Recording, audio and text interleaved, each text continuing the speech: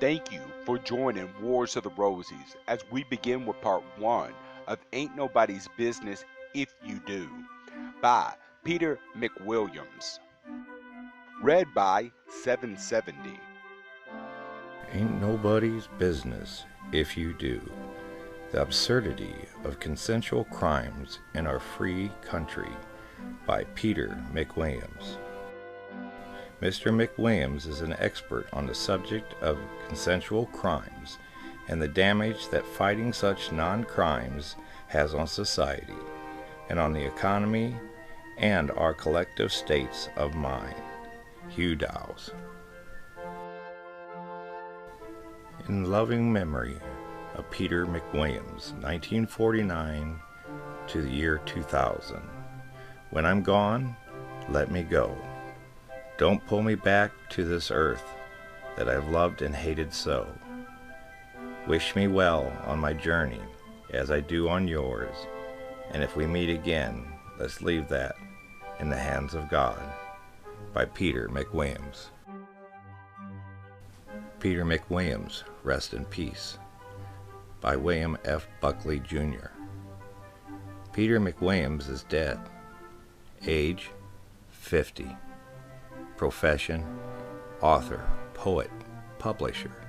Particular focus of interest, the federal judge in California, King George, would decide in a few weeks how long a sentence to hand down and whether to send McWilliams to prison or let him serve his sentence at home. What was the offense? He collaborated in growing marijuana plants. What was his defense? Well, the judge wouldn't allow him to plead his defense to the jury. If given a chance, the defense would have argued that under Proposition 215, passed into California constitutional law in 1996, infirm Californians who got medical relief from marijuana were permitted to use it. The judge also forbade any mention that McWilliams suffered from AIDS and got relief from marijuana. What was he doing when he died? Vomiting. The vomiting hit him while he was in the bathtub, and he choked to death. Was there nothing he might have done to still the impulse to vomit? Yes, he could have taken marijuana, but the judge's bail terms forbid him to do so, and he submitted to weekly urine tests to confirm that he was living up to the terms of his bail. Did anyone take note of the risk he was undergoing? He took Marinol, a proffered legal substitute, but reported after using it that it worked for him only about 1/3 of the time. When it didn't work, he vomited. Was there no public protest against the judge's ruling? Yes. On June 9th, the television program 2020 devoted a segment to the McWilliams plight. Commentator John Stossel summarized, McWilliams is out of prison on the condition that he will not smoke marijuana, but it was the marijuana that kept him from vomiting up his medication. I can understand that the federal drug police don't agree with what some states have decided to do about medical marijuana, but does that to give them the right to just end run these laws and lock people up?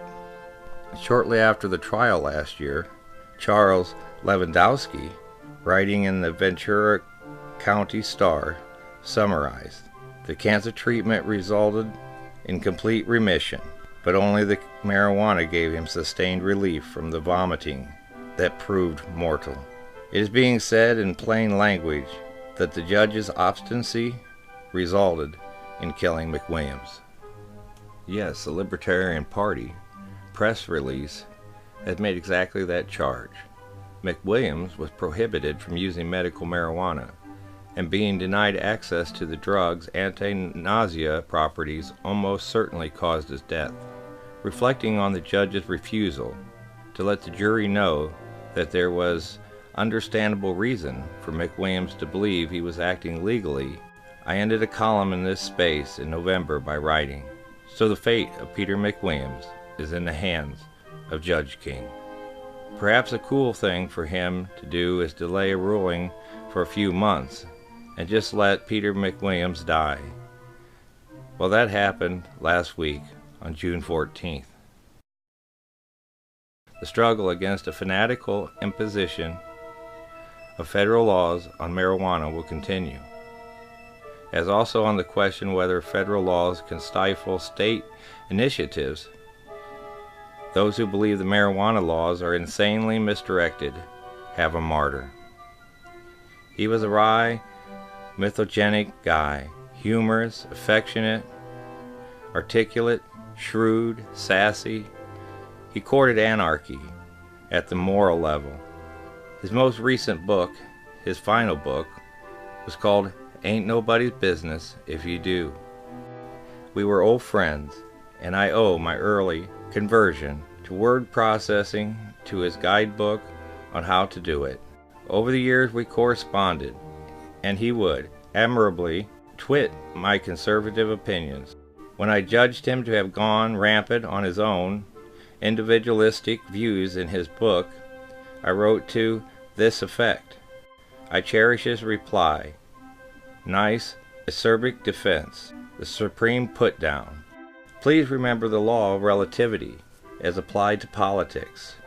In order for you to be right, at least someone else must be wrong. Your rightness is only in relation to the other's wrongness. Conversely, your rightness is necessary for people like me to look truly wrong.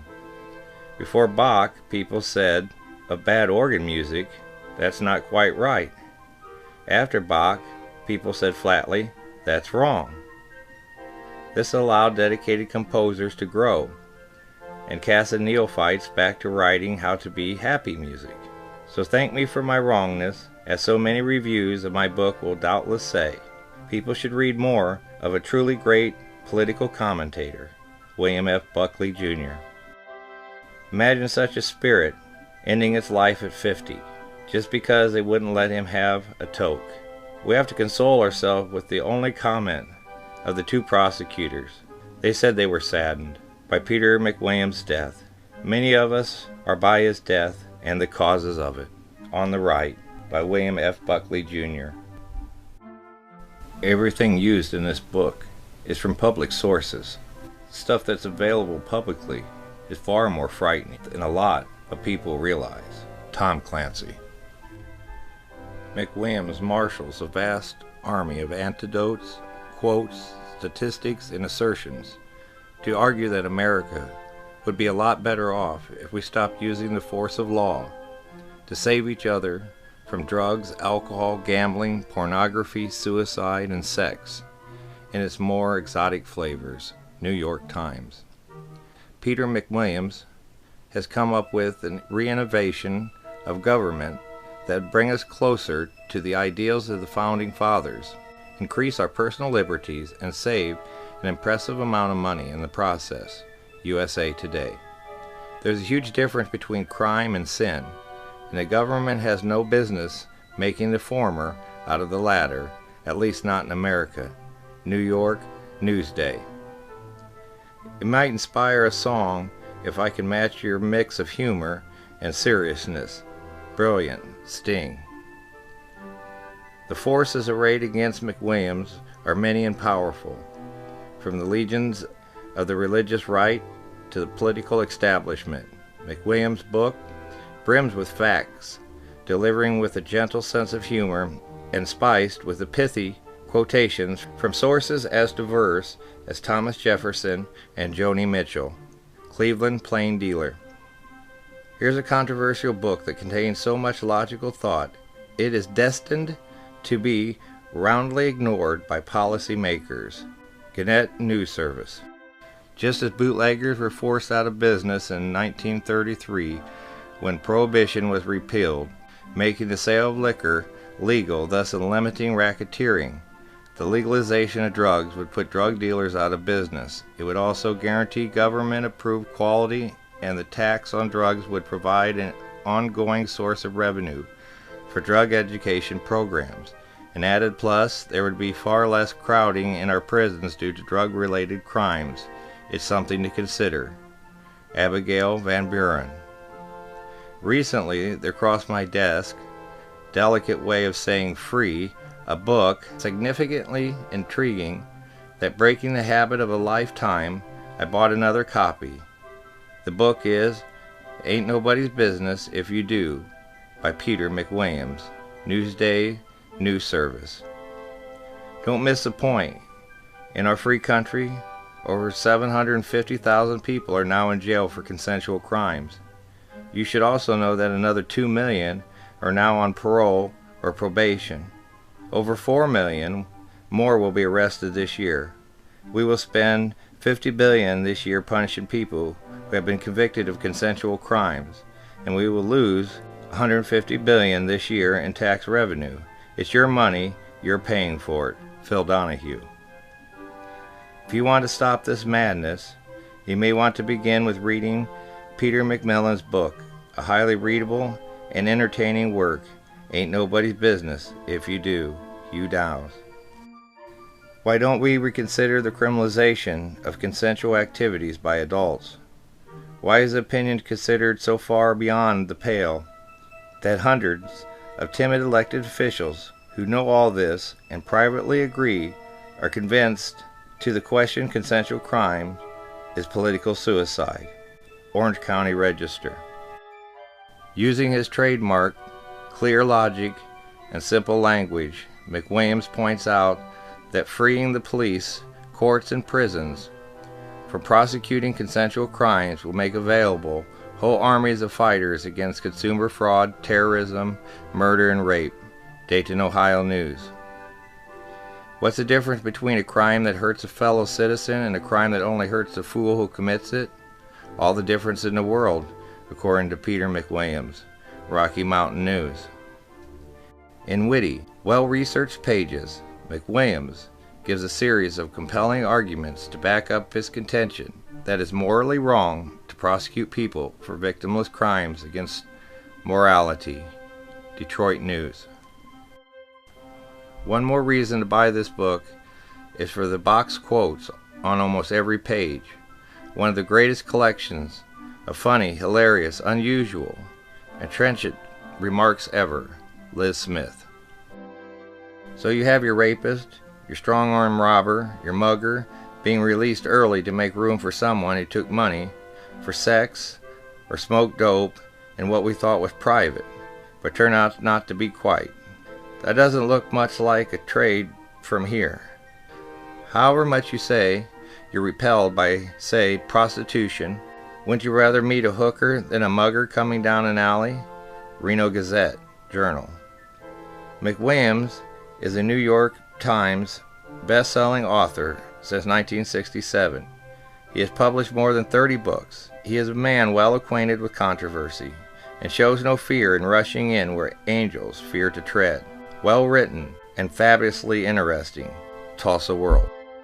McWilliams makes a strong argument for the elimination of such crimes, providing a history of consensual crimes and their absurdity.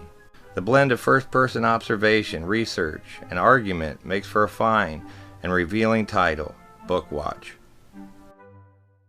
I don't expect anyone to agree with all of McWilliams' assertions. Even he admits that. But there is one point you should not overlook. What starts with control of narcotics and sexual activity can spread wherever a majority or powerful minority, often powered by religious zeal, decide it knows what's best for you. Philadelphia News Gleaner. How truly revolutionary, libertarian, frightening, and funny this book is. Grand in scope and scale, the book is interesting and meticulously researched. Little Rock Free Press. Peter McWilliams has written a book for our times, the quintessential book on the subject of consensual crimes, with public sympathy geared towards harsher sentencing for those who commit felonies. McWilliams demonstrates the absurdity of prosecuting those guilty of victimless crimes. Newport News Press. Imposing criminal sanctions on human conduct, which is wholly consensual and does not harm another person or his or her property, is a misplaced and counterproductive act. We violate the premise upon which America was founded. New Orleans Times. Ain't Nobody's Business If You Do was nominated for the H.L. Mencken Award. There is no need to read this entire book. While this book is relatively heavy to lift, it isn't heavy reading. It's broken into dozens of short chapters and is more suited to browsing than to read cover to cover. Seattle Times. This book is about a single idea. Consenting adults should not be put in jail unless they physically harm the person or property of a non-consenting other. This idea is explored in the chapter on overview, which begins on page 3. After reading an overview, please feel free to skip around, reading what you find interesting, ignoring what you don't. It's my fond hope, of course, that you will eventually find your way to part 5, what to do. If nothing else, the box quotes on each page, the part of the book written by other people, are worth turning the page for. By the way, the most controversial quote, but an absolutely accurate one, is found in the box on page 9. Thank you for reading. Peter McWilliams. I never hurt nobody but myself, and that's nobody's business but my own. Billie Holiday. Your book is dedicated by the soundest reason. You'd better get out of France as quickly as you can. Voltaire, 1758. It rankles me when somebody tries to force somebody to do something. John Wayne. Perhaps the sentiments contained in the following pages are not yet sufficiently fashionable to procure them general favor. A long habit of not thinking a thing wrong gives it superficial appearance of being right, and raises at first a formidable outcry in defense of custom, but the tumult soon subsides. Thomas Paine, Common Sense, January 1776. Nobody can be as amusingly arrogant as a young man who has just discovered an old idea and thinks it is his own. Sidney J. Harris. I've been waiting years for someone to write this book. If someone had, I wouldn't have had to. I have simply never understood why people should be jailed for actions that do not physically harm the person or property of others. I have thus always been distinctly in the minority. People I admired and people I abhorred all seemed to agree on this point. I was wrong. I filed my conviction away under something I'll understand when I'm older. Now I am older. It makes even less sense than it ever did. From the mid-60s to the early 80s, although the subject of consensual crimes, mostly referred to as victimless crimes, was occasionally discussed, and a number of scholarly tomes were published, some of them quite good. A comprehensive view of the subject for just folks like me never appeared. Once a war on drugs was declared, however, all discussion stopped. One might as well have tried saying something good about the Emperor Hirohito in 1942. Nice uniform.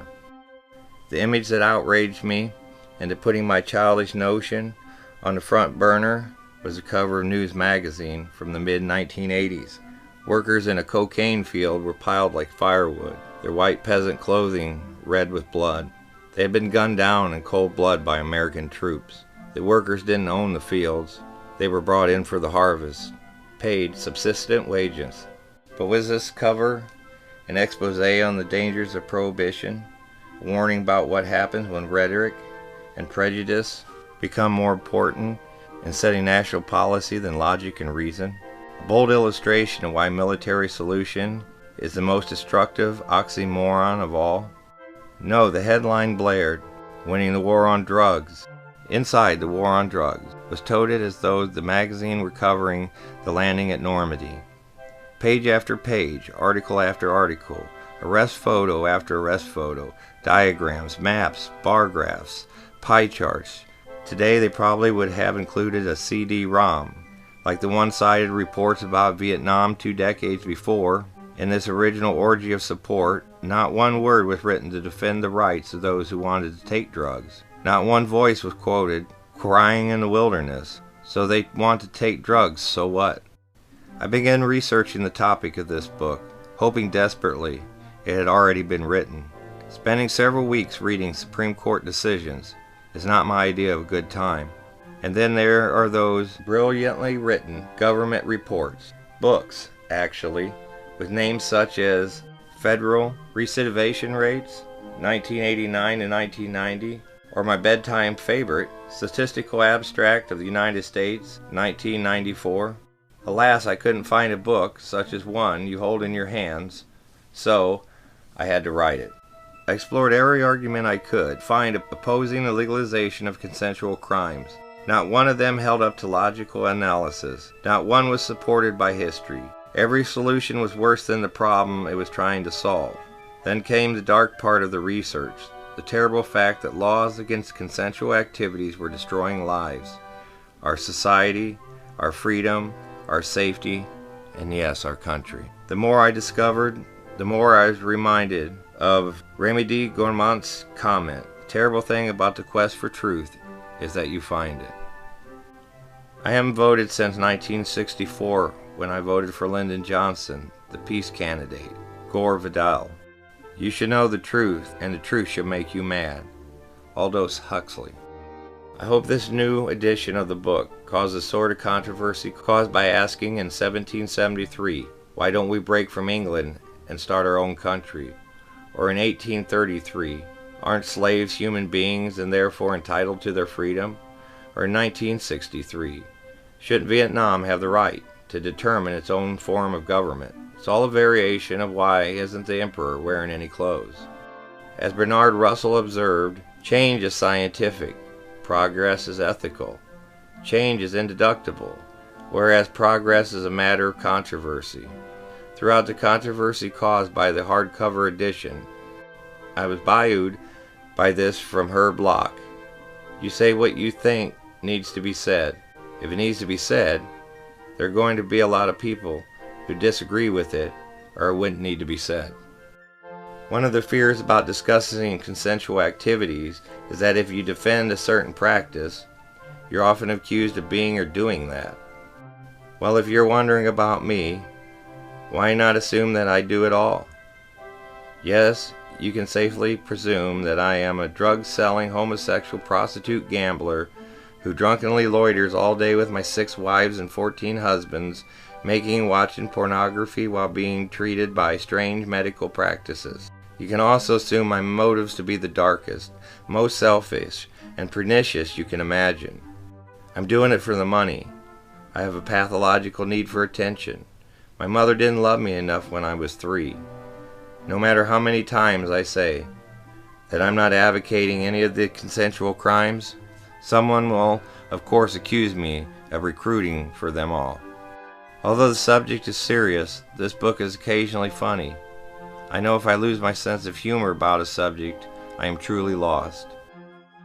Until you lost your reputation, you never realize what a burden it was, or what freedom really is.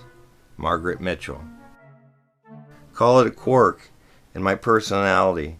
Call it a defense mechanism. But in my mind, things go from bad to worse, to appalling to absurd, to funny. Then they start all over again. This, for example, from the 1993 World Almanac and Book of Facts. Dorothy Reyes filed a $40 million lawsuit against Texas evangelist Robert Tilton. Says he continued to send solicitation letters to her dead husband, promising that God would restore his health. Or take the Reverend Jimmy Swaggart. Every time he slammed his Bible on the pulpit, I knew 1,000 more consensual crimes were going to prison. When he was caught with a prostitute, he insisted it was the devil's work and asked his congregation to forgive him. Pretty standard Christian hand in a cookie jar response. Not very funny. When he was caught a second time, however, he told his congregation, "The Lord told me, it's flat none of your business." Amen, Brother Swaggart. I look forward to the day when I can be similarly amused by Pat Robertson and Jerry Falwell. If one could only remind Reverend Swaggart of Hyman Rickover's advice, if you're going to sin, sin against God, not against the bureaucracy. God will forgive you, but the bureaucracy won't. Footnote, it's a classic example of projection. The religions that believe most in vigorous proselytizing are the same ones that accuse others of recruiting. What they call witnessing and testifying becomes recruitment and brainwashing when used by others. When we start deceiving ourselves into thinking not that we want something or need something, not that it is pragmatic, necessary for us to have it, but it is a moral imperative that we have it. Then is when we join the fashionable madmen. Joan Didion. That's the trouble, of course. We have taken sins out of God's domain, where they can be forgiven, and put them in the domain of law, where they can only be plea bargained. Not only do we attempt to drag personal morality into public arena, we put in the hands of the least efficient organization on earth, government bureaucracy. The only thing that saves us from bureaucracy is inefficiency, Eugene McCarthy pointed out. An efficient bureaucracy is the greatest threat to liberty. How inefficient is the bureaucracy? Well, in Southern California, the government spent 4 years and $600,000 produced 25 drafts of a wellness guide. Some bureaucrats' suggestions for wellness: don't buy something you can't afford, don't beat, starve, or lock up your kid, or this letter sent from the South Carolina Department of Social Services: your food stamps will be stopped effective March 1992 because we received notice that you passed away. May God bless you. You may reapply if there is a change in your circumstances. Increasingly, in utter desperation of a war lost, the enforcement of laws against consensual activities is being turned over to the military. You may recall when Air Force Chief of Staff Curtis LeMay, 1965 comment: "My solution to the problem would be to tell the North Vietnamese they got to draw in their horns and stop their aggression, or we're going to bomb them into the Stone Age." The problem with declaring war on personal behavior does not harm the person or property of another is that military is not just a bureaucracy, it's a heavily armed bureaucracy. The lighter side of the dilemma is illustrated by this news item. When the Army tested a new air defense gun called the Sergeant York, which was designed to hone in on the whirling blades of the helicopter and propeller-driven aircraft, it ignored the chopper targets. Instead, the weapon demolished a ventilating fan on a nearby latrine. I didn't make jokes, I just watched the government report the facts. Will Rogers. In war, the first fatality is the truth.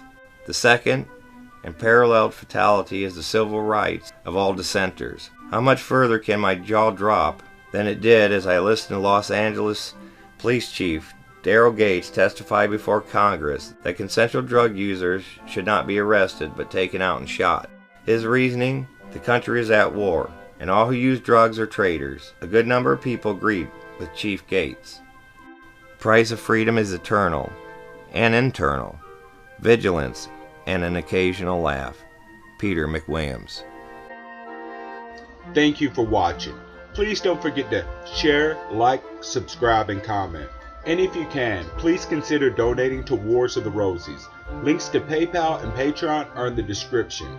Thank you very much.